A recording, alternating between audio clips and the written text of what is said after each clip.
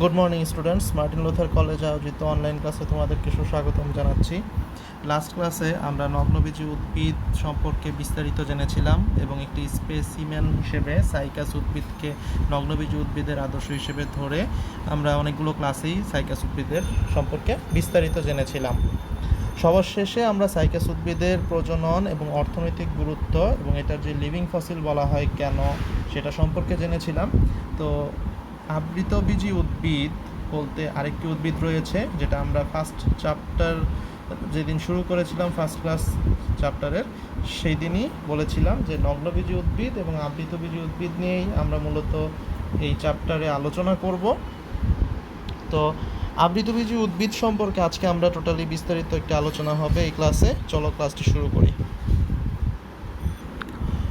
প্রথমেই বলে রাখা ভালো, প্রথম ক্লাস যেদিন আমি এই চ্যাপ্টারে নিয়েছিলাম সেই দিনই আমরা দেখেছিলাম যে এই চ্যাপ্টারে আমরা যেই দুইটা উদ্ভিদ নিয়ে আলোচনা করব তার মধ্যে একটি হচ্ছে আবৃতবীজী উদ্ভিদ এবং অন্যটি হচ্ছে নগ্নবীজী উদ্ভিদ। তো নগ্নবীজী উদ্ভিদের ছবিটা মূলত হচ্ছে এই ছবির যে ছবিটা, এটা হচ্ছে নগ্নবীজী উদ্ভিদের জন্য একটি আদর্শ হিসেবে ধরা হয়েছে, যা কিনা সাইকাসের সাধারণত হচ্ছে এটা স্ত্রী গ্যামেটোফাইটের যেই মেগাস্পোরোফিল, সেই মেগাস্পোরোফিলের একটি ছবি। এখানে বীজটা হচ্ছে নর্মালি উন্মুক্ত অবস্থায় থাকে, তাই এটাকে নগ্নবীজী উদ্ভিদ বলে।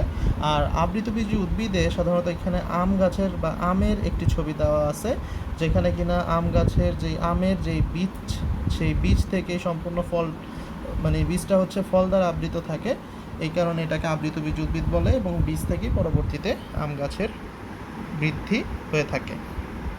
তো আমরা মূলত এই আবৃতবীজী উদ্ভিদ এটা নিয়ে আমরা আজকে আলোচনা করব। তাই প্রথমেই দেখিয়ে নিলাম আবৃত বীজ বা আবৃতবীজী উদ্ভিদটা কী সেটা সম্পর্কে প্রাথমিক ধারণা। তো চলো শুরু করি। আবৃতবীজী উদ্ভিদটা আবার হচ্ছে যদি বিস্তারিত বলতে হয় সেখানে আবার দুইটা ভাগে ভাগ করা হয়। মূলত আবৃতবীজী উদ্ভিদ ইংরেজিতে বলা হয় অ্যাঞ্জিওস্পার্ম। তো এই অ্যাঞ্জিওস্পার্ম এটা যদি ভাগ করা হয় তাহলে বীজপত্রের উপস্থিতির ভিত্তিতে এটাকে আবার দুই ভাগে ভাগ করা হয়ে থাকে। একটি হচ্ছে একবীজপত্রী উদ্ভিদ আর একটি হচ্ছে দ্বিবীজপত্রী উদ্ভিদ। ইংরেজিতে বলা হয় লিলিওপসিডা আর একটি হচ্ছে ম্যাগনোলিওপসিডা। তো আম, জাম, লিচু, কলা, কাঁঠাল, পেয়ারা, বড়ই ইত্যাদি সমস্ত উদ্ভিদই আমাদের খুবই পরিচিত উদ্ভিদ। তো এগুলো আমরা সাধারণত হচ্ছে ফলদ উদ্ভিদ হিসেবে চিনে থাকি। আবার সিম, বরবটি, মটরশুঁটি, ডাল এগুলোও কিন্তু আমাদের খুব বেশ পরিচিত। এদেরকে সবজি উদ্ভিদ হিসেবেও আমরা জানি। চীনাবাদাম, সরিষা, তিল এ সকল উদ্ভিদকে হচ্ছে তেল উৎপাদনকারী উদ্ভিদ হিসেবে চিনি। এবং যে উদ্ভিদের নামগুলো সাধারণত এখানে আমরা বললাম, এই উদ্ভিদগুলো সাধারণত হচ্ছে আবৃতবীজী উদ্ভিদ, কারণ সবগুলো উদ্ভিদেরই বীজ বাহির থেকে দেখা যায় না, এগুলো ফল এর ভেতরে আবৃত অবস্থায় থাকে এবং বীজ থেকে থাকে মূলত এই ফলের ভেতরে এবং ফলের আবরণ দ্বারা আবৃত থাকে, বিধায়ী এই উদ্ভিদগুলোকে বলা হয় আবৃতবীজী উদ্ভিদ। তো আবৃতবীজী উদ্ভিদ যদি দেখা যায় প্রকৃতপক্ষে এই অ্যাঞ্জিওস্পার্ম, যেটা লেখা হয়েছে ইংরেজিতে অ্যাঞ্জিওস্পার্ম, এটার বাংলা প্রতিশব্দ হচ্ছে আবৃতবীজী উদ্ভিদ। দুইটার গ্রিক ওয়ার্ড, একটা হচ্ছে অ্যাঞ্জিওস মানে অ্যানজিয়ন, এই অ্যানজিওস কথাটুকুর মধ্যে অ্যানজিয়ন কথার শব্দের অর্থ হচ্ছে ভ্যাসেল বা কন্টেইনার বা পাত্র, আর স্পার্মোস শব্দের অর্থ হচ্ছে সিড বা বীজ। তার মানে আমরা বুঝতে পারছি যে এই বীজটা হচ্ছে কোনো একটা ভ্যাসেল বা কন্টেইনার বা পাত্রের ভেতরে থাকে, অর্থাৎ আবৃত থাকে, সেটাকেই বলা হচ্ছে অ্যাঞ্জিওস্পার্ম বা আবৃতবীজী উদ্ভিদ। এখানে সাধারণত পাত্র বলতে ফলের আবরণটাকেই বোঝানো হয়েছে বা ফলটাকে বোঝানো হয়েছে। তো সাধারণত আবৃতবীজী উদ্ভিদ যে ফল, এই ফলটা তৈরি হয় হচ্ছে কোনো একটা ফুলের গর্ভাশয় থেকে। তার মানে আমরা বুঝতে পারতেছি আবৃতবীজী উদ্ভিদের যেহেতু এখানে ফল তৈরি হচ্ছে, তার মানে এটার গর্ভাশয় আছে। আর গর্ভাশয় থাকা মানে সেটা হচ্ছে অবশ্যই ফুল থাকবে, ফুল ছাড়া তো সেখানে গর্ভাশয় হওয়া সম্ভব না। আবার ফুল হলে সেখানে নিষেকটাও খুবই গুরুত্বপূর্ণ। তার মানে আমরা দেখতে পাচ্ছি আবৃতবীজী উদ্ভিদের মধ্যে এটা হচ্ছে মূলত পুষ্পক উদ্ভিদ বা ফ্লাওয়ারিং প্লান্ট। আজ থেকে প্রায় 13 কোটি বছর আগে আবৃতবীজী উদ্ভিদের উৎপত্তি হয়েছিল বলে ধরে নেওয়া হয়। তো অনেকের মতেই সাধারণত হচ্ছে গ্রীষ্মপ্রধান অঞ্চল, বিশেষ করে দক্ষিণ পূর্ব এশিয়া ছিল আবৃতবীজী উদ্ভিদের উৎপত্তি স্থল। এখানে থেকেই সাধারণত হচ্ছে ক্রমান্বয়ে সব দিকে ছড়িয়ে পড়ে। তো আবৃতবীজী উদ্ভিদ সাধারণত অনেক ছোট হয়, যেমন হচ্ছে 0.1 মিলিমিটার পর্যন্ত হতে পারে। ওলফিয়া নামক একটি জাত রয়েছে সেটি। আবার অনেকের মতে গ্রীষ্মপ্রধান অঞ্চল ছাড়াও বিশেষ করে দক্ষিণ পূর্ব যে এশিয়া, সেখানেও আবৃতবীজী উদ্ভিদের উৎপত্তি স্থল হয়েছে বলে মনে করে থাকেন। বাংলাদেশের সবচেয়ে ক্ষুদ্রতম আবৃতবীজী উদ্ভিদটি হচ্ছে ওলফিয়া নামক একটি জেনাস, যা কিনা বাংলাদেশের একটা উঁচু বৃক্ষের মধ্যে আবার রয়েছে, সেটা হচ্ছে বৈলাম, গর্জন, তেলসুর, এই ধরনের অনেক আবৃতবীজী বৃহৎ আকারের উদ্ভিদও রয়েছে। তো বাড়তে দিলে সাধারণত বেত গাছ যেটা, সেটা অনেক বড় হতে পারে, এটাও একটা আবৃতবীজী উদ্ভিদ। এটি প্রায় 500 ফুট পর্যন্ত উঁচু হতে পারে। তার মানে আমরা দেখতে পাচ্ছি আবৃতবীজী উদ্ভিদের যেই একেবারে ছোট আকার থেকে 0.01 মিলিমিটার থেকে প্রায় 500 ফিট উঁচু পর্যন্ত হতে পারে, অর্থাৎ বিভিন্ন সাইজ এবং শেপের আবৃতবীজী উদ্ভিদ হয়ে থাকে। পৃথিবীতে যদি আবৃতবীজী উদ্ভিদের সংখ্যার কথা চিন্তা করা হয়ে থাকে, তাহলে পৃথিবীতে আবৃতবীজী উদ্ভিদ আছে প্রায় হচ্ছে 2,87,000 প্রজাতি, যার মধ্যে মাত্র 1000টি প্রজাতির অনেক গুরুত্বপূর্ণ অর্থনৈতিক ভূমিকা রয়েছে। এর মধ্যে 100টি প্রজাতি রয়েছে যা কিনা আমরা হচ্ছে আন্তর্জাতিক বাণিজ্যে খাবার বা বিভিন্ন অর্থনৈতিক গুরুত্বপূর্ণ হয়ে থাকে বা ব্যবহার করে থাকি। তো আর 15টি প্রজাতি প্রায় বিশ্বব্যাপী মানুষের খাদ্যের যোগান দিয়ে থাকে, যেমন ধান, গম, ভুট্টা, জোয়ার, বার্লি, আলু, এগুলো। এছাড়া শতাধিক উদ্ভিদ রয়েছে যা কিনা অন্তত 120 ধরনের গুরুত্বপূর্ণ উদ্ভিদ রয়েছে, যেগুলো কিনা ঔষধি গুণ সম্পন্ন হয়ে থাকে। আবৃতবীজী উদ্ভিদের যে গোত্র পরিচয়, এখানে আমরা দেখতেছি যে দুইটা গোত্রের কথা বলা হয়েছে, একটা হচ্ছে একবীজপত্রী উদ্ভিদ এবং আরেকটা হচ্ছে দ্বিবীজপত্রী উদ্ভিদ। তো একবীজপত্রী উদ্ভিদটাকে ইংলিশে বলা হয় লিলিওপসিডা, দ্বিবীজপত্রীকে বলা হয় হচ্ছে ম্যাগনোলিওপসিডা। তো সাধারণত যেটার বীজপত্র হচ্ছে একটা, সেটাকে একবীজপত্রী উদ্ভিদ বলে, আর যেটার বীজপত্রটা দুইটা, সেটাই হচ্ছে দ্বিবীজপত্রী উদ্ভিদ। এ পর্যন্ত পৃথিবীতে লিলিওপসিডা সাধারণত হচ্ছে 65টি গোত্র, অর্থাৎ 65টি গোত্রের সন্ধান পাওয়া গিয়েছে। আবৃতবীজী উদ্ভিদের যদি 380টা গোত্র চিন্তা করা হয় ডক্টর আর্থার ক্রনকুইস্ট এর মতামত অনুসারে, তাহলে তার মধ্যে একবীজপত্রী হবে 65টি গোত্র আর 315টি গোত্র হবে দ্বিবীজপত্রী গোত্র। তো প্রতিটি গোত্রের রয়েছে কিছু শনাক্তকারী বিশেষ বৈশিষ্ট্য। এ সকল বৈশিষ্ট্যের ভিত্তিতে দেখা যায় যে প্রতিটি গোত্রের পরিচিতি লাভ করা যায়, তাহলে আমরা সমস্ত উদ্ভিদ সম্পর্কেই জানতে পারবো। তো এগুলোর বিশেষ বিশেষ কিছু বৈশিষ্ট্য রয়েছে, যেমন হচ্ছে মূল, কাণ্ড, পাতা, মঞ্জরি, ফুল, ফল, বীজ, এগুলোর স্পেশাল কিছু ক্যারেক্টার রয়েছে এবং সেই অনুযায়ী এগুলোর বিভিন্ন প্রকারও হয়ে থাকে। তো চলো আমরা এরপরে যেটা দেখি, কিছু বৈশিষ্ট্য দেখি আবৃতবীজী উদ্ভিদের। তো আবৃতবীজী উদ্ভিদের বৈশিষ্ট্যের মধ্যে সবচাইতে অন্যতম বৈশিষ্ট্য হচ্ছে মূল। প্রধান মূল থাকে, অস্থানিক মূল থাকে, গুচ্ছ মূল থাকে, কারণ কোনো কোনো উদ্ভিদে দেখা গিয়েছে যে পরাশ্রয়ী মূলও দেখা যায়। তো এছাড়া কাণ্ডর ক্ষেত্রেও দেখা যায় বিভিন্ন ধরনের বৈচিত্র্য, যেমন ফাঁপা কাণ্ড, রাইজোম কাণ্ড, টিউবার কাণ্ড, বাল্ব ধরনের কাণ্ড, যেমন হচ্ছে পেঁয়াজ, রসুন, এদের যে রূপান্তরিত কাণ্ড এটা হচ্ছে বাল্ব আকৃতির। তারপর হচ্ছে রানার কাণ্ড, যেমন হচ্ছে থানকুনি পাতার যেই কাণ্ডটা, সেটাকে বলা হয় রানার কাণ্ড। আবার পাতার মধ্যেও রয়েছে বিভিন্ন বৈচিত্র্য এবং সেটা বিভিন্ন ভাগে ভাগ করা যায়, যেমন সরল পত্র, যৌগিক পত্র। যৌগিক পত্রের মধ্যে হচ্ছে আবার হচ্ছে সচল পক্ষল, জালিকা শিরাবিন্যাস আকৃতির পাতা, তারপর সমান্তরাল শিরাবিন্যাসের পাতা। তো এ ধরনের বিভিন্ন ধরনের ভ্যানেশনও দেখা যায়, অর্থাৎ পাতার মধ্যে শিরাবিন্যাসটাও দেখা যায়। তো আমরা গুরুত্বপূর্ণ কিছু বৈশিষ্ট্য নিয়ে আলোচনা করব আজকে, সেটা হচ্ছে পুষ্পবিন্যাস, যা কিনা আবৃতবীজী উদ্ভিদের ক্ষেত্রে একটি বিশেষ বৈশিষ্ট্য। সাধারণত কাণ্ডের যে শীর্ষ মুকুল অথবা কাক্ষিক মুকুল, সেটা থেকে উৎপন্ন শাখা বা শাখাতন্ত্রের উপর পুষ্পের যে বিন্যাস পদ্ধতি, সেটাকে পুষ্পমঞ্জরি বলা হয় বা পুষ্পবিন্যাস বলা হয়। মূলত আমরা একটা ফুল, একটা কাণ্ডের হোক, শাখার হোক অথবা উপশাখার হোক, সেটাতে যেভাবে সাজানো থাকে সেটাকেই আমরা সহজ ভাষায় বলতে পারি পুষ্পবিন্যাস। পুষ্পবিন্যাসটা সাধারণত দুই ধরনের, যেটা হচ্ছে আমাদের এখানে লেখা আছে, একটা হচ্ছে রেসিমোস বা অনিয়ত পুষ্পবিন্যাস, আরেকটা হচ্ছে সাইমোস বা নিয়ত পুষ্পবিন্যাস।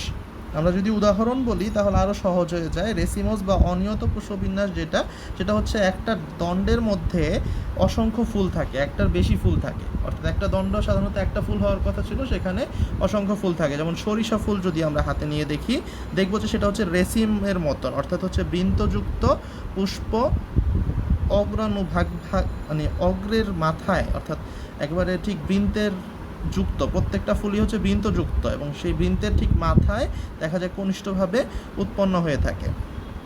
আবার যদি আমরা রজনীগন্ধার কথা চিন্তা করি, রেসিমোসের মধ্যে যদি ধরি, তাহলে রজনীগন্ধাতেও আমরা দেখব যে প্রত্যেকটা প্রলম্বিত এবং অনিয়ত বর্ধিত আকৃতির মঞ্জুরি দণ্ডে এই ফুলগুলা সাজানো থাকে, কিন্তু সেটা কিন্তু বৃন্তক থাকে না এক্ষেত্রে।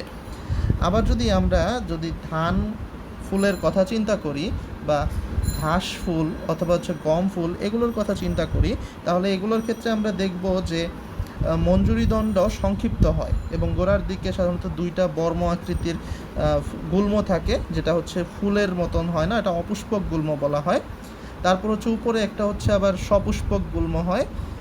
তো এইভাবে হচ্ছে বিপরীতে অবস্থান করে, একটা বিপরীতে আরেকটা অবস্থান করে একটি প্যালিয়া থাকে এবং প্যালিয়ার উপরেই হচ্ছে পুষ্পটা থাকে। তো এই ধরনের ফুলের কিছু বিন্যাস দেখা যায় যে রেসিমোস বা অনিয়ত পুষ্প বিন্যাসের ক্ষেত্রে। আবার সাইমোস বা হচ্ছে নিয়ত পুষ্পবিন্যাস যদি আমরা বলি, তাহলে আমরা উদাহরণ হিসেবে জবা ফুলের কথা বলতে পারি। জবা ফুলে খুব সাধারণত দেখা যায় যে একটি মাত্র পুষ্প সৃষ্টির পরই মঞ্জুরি দণ্ডে আর কোনো পুষ্প থাকে না, এরা সাধারণত হচ্ছে একক পুষ্প বিশিষ্ট বা সলিটারি হয়ে থাকে। এ ধরনের পুষ্পকে সাধারণত হচ্ছে নিয়ত পুষ্পবিন্যাস বা সাইমোস বলা হয়ে থাকে। তার মানে আমরা পুষ্পপত্র বা পুষ্পবিন্যাস বা পুষ্পমঞ্জুরি, এটা আমরা দুইটা ভাগে ভাগ করলাম। একটি হচ্ছে অনিয়ত পুষ্পবিন্যাস, যার উদাহরণ হিসেবে আমরা নিয়ে নিলাম রজনীগন্ধার কথা অথবা সরিষা ফুলের কথা অথবা ধান ফুলের কথা।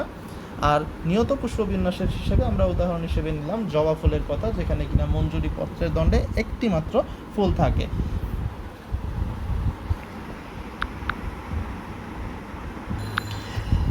এরপরে আমরা আবৃতবীজ উদ্ভিদের যে ফুল, সেটার ফুলের কিছু বিশেষ বৈশিষ্ট্যের উপর ভিত্তিতে ফুলটাকে ক্লাসিফিকেশন করব। এবং যেই স্লাইডে একটা পার্ট দেওয়া আছে, 3টা ধরনের ফুল দেখানো হয়েছে, সেখানে লেখা আছে গর্ভাশয়ের উপস্থিতির ভিত্তিতে ফুলের প্রকারভেদ। অর্থাৎ এখানে আমরা গর্ভাশয়টা কী অবস্থায় বা কোন পজিশনে উপস্থিত আছে তার উপর ভিত্তি করে ফুলটাকে 3টা ভাগে ভাগ করা হয়েছে।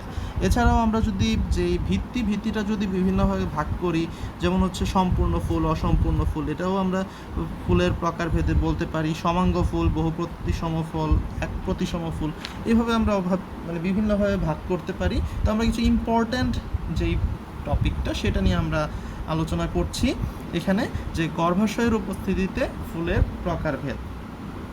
সাধারণত ফুলের মধ্যে গর্ভাশয় একটি প্রধান স্তবক বলা যায়। তো এই গর্ভাশয়ের উপস্থিতিতে ফুলটাকে 3টা ভাগে ভাগ করা হয়েছে। একটিকে বলা হয় হচ্ছে হাইপোগাইনাস বা গর্ভপাত ফুল, আরেকটা হচ্ছে গর্ভকোটি ফুল বা পেরিগাইনাস ফুল, আরেকটা হচ্ছে গর্ভশীর্ষ ফুল বা অ্যাপিগাইনাস ফুল। তো গর্ভপাত ফুল যেটা বা হাইপোগাইনাস ফুল, এটা সাধারণত হচ্ছে পুষ্পাক্ষ উত্তল হয়ে থাকে। আমরা এখানে হাইপোগাইনাস ফুলের উদাহরণ যেটা ছবিতে দেখানো হয়েছে, এটা কিন্তু দেখা যাচ্ছে এটা কিন্তু একটা উত্তল আকৃতির এবং পুষ্পাক্ষটা হচ্ছে উত্তল হয়ে থাকে এবং গর্ভাশয়ের কেন্দ্রটা হচ্ছে সর্বোচ্চ স্থানে অবস্থান করে এবং পুষ্পের অবশিষ্ট যে 3টা স্তবক, যেটাকে বলা হয় হচ্ছে পাপড়ি, পুংস্তবক, তারপর হচ্ছে বৃতি, তো এইগুলো সাধারণত হচ্ছে গর্ভাশয়ের নিচে সজ্জিত থাকে। তার মানে গর্ভাশয় দেখা যায় যে গর্ভাশয় এর ক্ষেত্রে হচ্ছে এটাকে অধিগর্ভ বা সুপারিয়র ওভারি বলা হয়ে থাকে। এখানে ছবিতে দেখো অধিগর্ভ গর্ভাশয়টা দেখানো হয়েছে মার্কিং করে, এবং তারপরেই দেখানো হয়েছে হচ্ছে পুংকেশর পাপড়ি, বৃত্তাংশ এবং পুষ্পাক্ষ। তার মানে দেখা যাচ্ছে যে অধিগর্ভ অর্থাৎ গর্ভাশয়টা হচ্ছে উপরের দিকে থাকে, গর্ভাশয়ের নিচে হচ্ছে বাকি 3টা স্তবক উপস্থিত হয়। 2 নম্বর যেই প্রকারটা পেরিগাইনাস ফুল বা গর্ভকোটি ফুল, এখানে কোটি শব্দের অর্থ হচ্ছে কোমর। তার মানে পেরিগাইনাস ফুলের সাধারণত হচ্ছে পুষ্পাক্ষ অবতল হয় এবং পেয়ালাকৃতির হয়, এবং সেই ক্ষেত্রে হচ্ছে গর্ভাশয়ের কেন্দ্রস্থলে অবস্থান করে, গর্ভাশয় এর কেন্দ্রে অবস্থান করে। দেখো এই অর্ধ অধগর্ভাশয়, এখানে যে গর্ভাশয়টা দেখানো হয়েছে এই পজিশনটাতে, এইটার ঠিক কোমর বরাবর এখানে হচ্ছে বৃত্তাংশ অবস্থিত, পাপড়িটাও ঠিক এক পজিশনে আসছে, পুংকেশরটাও ঠিক কোটি পজিশন থেকে হচ্ছে উৎপত্তি লাভ করেছে। তার মানে 3টা স্তবক গর্ভাশয়কে ঘিরে ক্রমান্বয়ে পেয়ালার কিনারায় সজ্জিত থাকে, এবং এটি হলো অর্ধ অধিগর্ভ গর্ভাশয় বা হাফ সুপারিয়র ওভারি। উদাহরণ হিসেবে এখানে সিম ফুলকে তোমরা দেখতে পারো চাইলে, অথবা গোলাপ ফুল দেখলেও সেটা তোমরা স্বাভাবিকভাবেই বুঝতে পারবে। 3 নম্বর যেই প্রকারটা দেওয়া আছে সেটা হচ্ছে অ্যাপিকাইনাস বা গর্ভশীর্ষ ফুল। গর্ভশীর্ষ ফুলটা সাধারণত হচ্ছে পুষ্পাক্ষ প্রসারিত হয় এবং পেয়ালাকৃতি ধারণ করে এবং গর্ভাশয়ের ঠিক পাদদেশে সংযুক্ত থাকে। পুষ্পের অবশিষ্ট যে 3টা স্তবক যেটা, সেগুলো হচ্ছে গর্ভাশয়ের ঠিক উপরের দিকে সজ্জিত থাকে। দেখো ছবিতে পুষ্পাক্ষর ঠিক উপরে যে অধগর্ভ গর্ভাশয়, তার উপরের দিকে বৃত্তাংশ, তারপর হচ্ছে গর্ভমুণ্ড, দেন হচ্ছে পাপড়ি এর অবস্থান। তার মানে এখানে দেখতেছি অধগর্ভ গর্ভাশয়ের ক্ষেত্রে গর্ভাশয়টা হচ্ছে নিচে অবস্থিত, বাকি 3টা স্তবক উপরে অবস্থিত। এই হচ্ছে গর্ভাশয়ের উপস্থিতিতে বিভিন্ন ফুলের প্রকারভেদ। আশা করি টপিকটি বুঝতে পেরেছ। আগামী ক্লাসে আমরা গর্ভাশয়ের যে ভেতরে যেই প্লাসেন্টেশন বা অমরা বিন্যাস সেটা সম্পর্কে জানব। এছাড়াও আমরা ফলের বিভিন্ন প্রকারভেদ এবং ফুলের যে পুষ্পপত্র বিন্যাস, পুষ্প সংকেত, এগুলো সম্পর্কে বিস্তারিত জানব। তো আজকের ক্লাস এ পর্যন্তই। তো আমরা চাইলে ফুলের যে প্রকারভেদ পড়লাম, এরপরে আমরা চাইলে এখন ফলের প্রকারভেদটা পড়তে পারি। তো ফলের প্রকারভেদে যেটা রয়েছে সেটা হচ্ছে এখানে ছবিতে যেটা দেখানো হয়েছে সেটা হচ্ছে মোটামুটি বিভিন্ন ধরনের ফলের ছবি দেখানো হয়েছে, কয়েক প্রকার ফল দেখানো হয়েছে। ফল সেটার মধ্যে লিগিউম ফল, ক্যাপসিউল ফল, তারপর হচ্ছে ক্যারিওপসিস ফল, তারপর সিলিকোয়া ফল, বেরি ফল দেখানো হয়েছে। তোমাদের বইতে যদি তোমরা ফলের বিভিন্ন প্রকারভেদ দেখো, সেখানে মূলত হচ্ছে প্রকৃত ফল এবং অপ্রকৃত ফল 2টা ভাগে প্রথমে ভাগ করা হয়েছে। যদি গর্ভাশয় থেকে কোনো ফল উৎপন্ন হয় সেটাকে বলা হয় প্রকৃত ফল, যেমন আম, জাম, লিচু। অপ্রকৃত ফলটা সাধারণত হচ্ছে ফলস ফ্রুট, এটা গর্ভাশয় ব্যতীত অন্য অংশ থেকে উৎপত্তি লাভ করে, যেমন আপেল। এটা গর্ভাশয় থেকে অর্থাৎ ফুল থেকে উৎপত্তি লাভ করে না, ফুলের গর্ভাশয় থেকে উৎপত্তি লাভ করে না। এছাড়া সরল ফল হিসেবে সাধারণত হচ্ছে আম ফলের কথা বলা হয়েছে, যেটি হচ্ছে একটি পুষ্প হতে একটি মাত্র ফল উৎপন্ন হয়েছে। আবার গুচ্ছিত ফল আছে, আমরা অনেকেই আতা ফল দেখেছি, সেখানে মাত্র একটি ফুলের মুক্ত গর্ভাশয় হতে এক গুচ্ছ ফল উৎপন্ন হয়, তার মানে সেটা হচ্ছে গুচ্ছিত ফল বলা হয়ে থাকে। তো এখানে মূলত হচ্ছে যৌগিক ফল রয়েছে কিছু ছবিতে। সমগ্র যে পুষ্পমঞ্জরি হতে একটি মাত্র ফুল যদি মানে সমস্ত পুষ্পমঞ্জরি থেকে যদি একটি ফল উৎপন্ন হয় তাহলে সেটাকে যৌগিক ফল বলে। উদাহরণ হিসেবে কাঁঠাল একটি যৌগিক ফল। তো লিগিউম ফল যেটা ছবিতে দেখানো হয়েছে, এটা মেবি হচ্ছে অনেকটা সিম ফলের মতো। এটা ফল উপর থেকে নিচের দিকে 2টি কপাটে বিদীর্ণ হয়, অর্থাৎ 2টা ভাগ থাকে, 2টা পার্ট যদি আমরা আলাদা করে ফেলি তার ভেতরে আমরা বীজ দেখতে পাবো। ক্যাপসিউল ফল যেটা হচ্ছে ক্যাপসিউলের মতন, অর্থাৎ ফল উপর থেকে নিচে হুবহু কপাটে একটা বিদীর্ণ থাকে, যেমন ধুত্রা ফল বা ঢ্যাঁড়সটা যদি আমরা পুরোটাই একটা ক্যাপসিউলের মতন দেখতে দেখা যায়, এটাকে হচ্ছে ক্যাপসিউল ফল বলা হয়ে থাকে। এছাড়া পাট গাছের যে ফল সেটাও হচ্ছে এই ক্যাপসিউল ফল। ক্যারিওপসিসের ছবিটা দেখানো হয়েছে, ছবিতে দেখো ক্যারিওপসিস ফল, এটা উদাহরণ হিসেবে ধানকে তোমরা নিতে পারো। তো এই এক প্রকোষ্ঠ বিশিষ্ট এবং একটি মাত্র বীজযুক্ত এই ফলটা হয়ে থাকে। ফল ত্বক এবং বীজত্বক পরস্পর সাধারণত লেগে থাকে, সংলগ্ন হয়। সিলিকোয়া হিসেবে এখানে সরিষা ফলকে দেখানো হয়েছে। এটি আরেকটি বিশেষ ধরনের ফল, এটা হচ্ছে সাধারণত হচ্ছে শুষ্ক বিদারী ফল, যা পরিপক্ক হলে নিচ থেকে উপরের দিকে ক্রমশ ফেটে যায়, এবং এই ফলটা হচ্ছে সাধারণত লম্বা এবং নলাকার হয়ে থাকে। উদাহরণ হিসেবে সরিষা দেখানো হয়েছে, বলা হয়েছে। এছাড়া হচ্ছে বেরি ফল, যেটা হচ্ছে এক প্রকার এক বা একাধিক গর্ভধারী বা বহুবীজী ফল। এটা হচ্ছে অন্তত্বক এবং মধ্যত্বক সাধারণত হচ্ছে সংযুক্ত থাকে। উদাহরণ হিসেবে আমরা কলা অথবা হচ্ছে টমেটো এগুলোকে আমরা নিতে পারি, এবং সেই ফলগুলোতে সাধারণত আমরা এই বেরি টাইপ ফল বলা হয়ে থাকে এগুলোকে। এছাড়াও রয়েছে সাইজোকার্প ফল, যেটা হচ্ছে শুল্ক অবিদারী ফল, যেটা হচ্ছে ধানে দেখা যায়। আবার মানে হচ্ছে যেটা আমরা ধনিয়া বলে থাকি, সেটা হচ্ছে এই শুল্ক অবিদারী ফল, যেটা হচ্ছে ধনিয়ার যেটা অনেকটা বীজ থেকে দেখা যায় যে এরকম একটা বীজ ফল থাকে, ফলের মাথায় এরকম একটা শুল্কর মতো থাকে, তো শুল্ক অবিদারী ফল বলা হয়ে থাকে এটাকে। এছাড়া হচ্ছে সরোসিস আরেকটি ফলের নাম, যা কিনা স্পাইক, তারপর হচ্ছে স্প্যাডিক্স মঞ্জুরিটি একটি রসালো যৌগিক ফলে পরিণত হয়। উদাহরণ হিসেবে আমরা কাঁঠাল ফলকে বা আনারস ফল দেখতে পারি। তো এই হচ্ছে বিভিন্ন ধরনের ফল, যা কিনা একটি আবৃতবীজী উদ্ভিদের একটা বিশেষ বৈশিষ্ট্য, এবং যা কিনা বিভিন্ন ধরনের আবৃতবীজী উদ্ভিদে বিভিন্ন ধরনের ফল থেকে থাকে। তো এই হচ্ছে ফলের বিভিন্ন প্রকারভেদ। আগামী ক্লাসে তো আমরা যেগুলো বললাম, বাকি ক্লাস টপিকগুলো আমরা দেখব। তো আজ এই পর্যন্তই, আশা করি সবাই ক্লাসটি বুঝতে পেরেছ। যদি কোনো কোশ্চেন থেকে থাকে অবশ্যই কমেন্ট বক্সে কোশ্চেন করবে, এবং যারা কষ্ট করে ক্লাসটা করেছো নাম এবং রোল লিখতে অবশ্যই ভুল করবে না। সবাই সুস্থ থাকো, ভালো থাকো, সবাইকে অসংখ্য ধন্যবাদ জানিয়ে আজকের ক্লাস শেষ করছি।